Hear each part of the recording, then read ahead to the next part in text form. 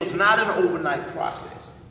Through every miracle, through every parable, even with the showdown with the Pharisees and Sadducees, sometimes the Essenes, which was very rare, and the scribes, he's trying to teach them. We do not get where God wants us to be overnight. We get where God wants us to be over a period of time. We don't get to where God wants us to be all the time in one event. We don't get there sometimes even in multiple events. Bless you. It's a process. Look at your neighbor and say process. Process. So the development of the 12 apostles, really forget about Judas because he's there for the wrong reasons. But the development of the 11, Jesus was trying to get them ready for something bigger than them that they couldn't see at the moment. Now this is what God does for us.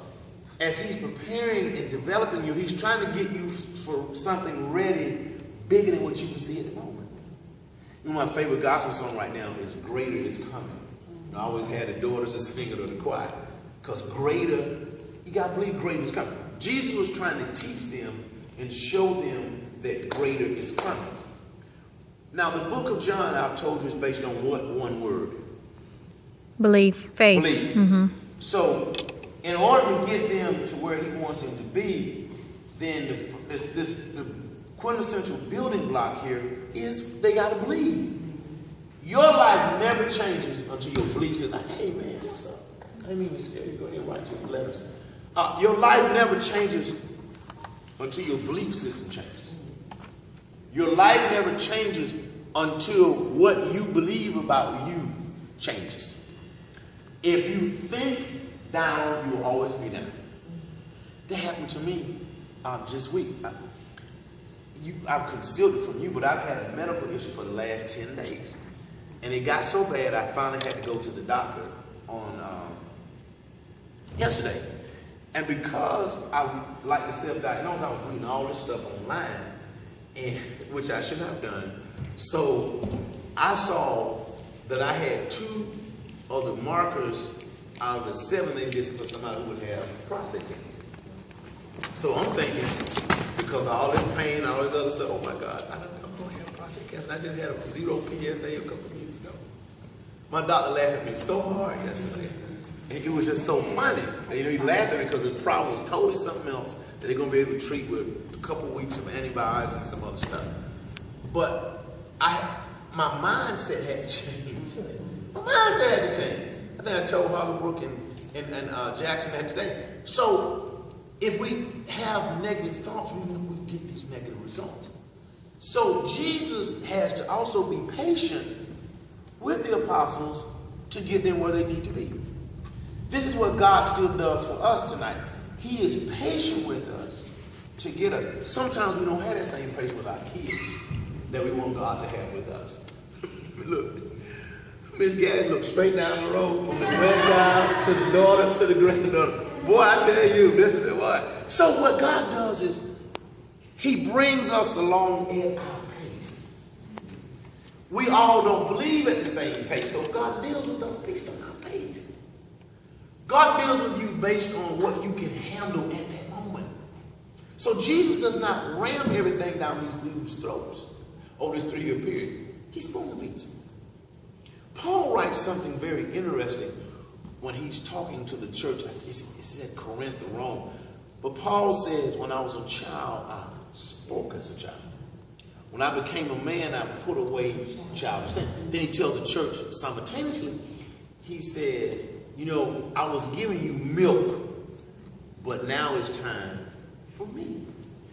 You don't start a 2-day-old baby off giving collard greens. Either you breastfeed the baby getting gurgled. Or similar. Too late to record. You good. So what happens is, this is what God does. He knows when to give you milk. He knows to transfer you from that.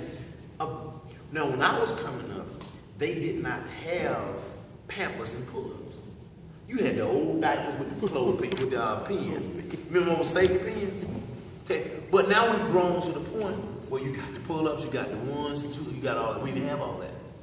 So you would graduate from when that old diaper that they were washing and put it back on you until you got to your underwear. And then you no longer, like when I was raising my daughter by myself, I would put a plastic thing under there in case she went to bed at night. See, all that's been eliminated with the pull-ups, which saves money, but then you pay more money for pull-ups. So this is what God does. He knows when you're in the diaper and you go to the pull-up, to the pants or the skirt. So Jesus, because everything in John, unlike Matthew, Mark, and Luke, who sit outside the synoptic, who form the synoptic gates, you see alike, John's whole gospel hangs on the word belief. So everything that Jesus is doing, he's trying to change their belief system. Hear me well here. Nothing changes until your belief system changes. After my doctor laughed at me for about 5 minutes, and we went through all this battery of tests, my belief system, you see I still got my little thing here where he stuck me. My belief system about my medical condition changed. And all my other vital signs were perfect. Blood sugar level 147. So they when I left there, I was in better mental shape than I was when I went in to see the doctor. So then how I felt about myself transformed based on what he told me. So the transformative moment in our lives occurs when we believe what God tells us. That becomes the issue. That's what transforms you. Paul writes something very interesting, because all this I'm working my way into why Jesus does what he does tonight. Paul writes something very interesting. He says, be not conformed to the world, but be transformed by the renewing of what? Your mind. So that lets me know any situation in my life that I want to be changed, I have to change it in my mind. All success or failure is tied to the mind. So Jesus has to change what in these 11 ordinary men before they become extraordinary? Their mind. This mindset. That's why I told you, our church is 18 months old. You have to say we're a big church doing big things for a big God, because that's the mindset. Okay, so Jesus,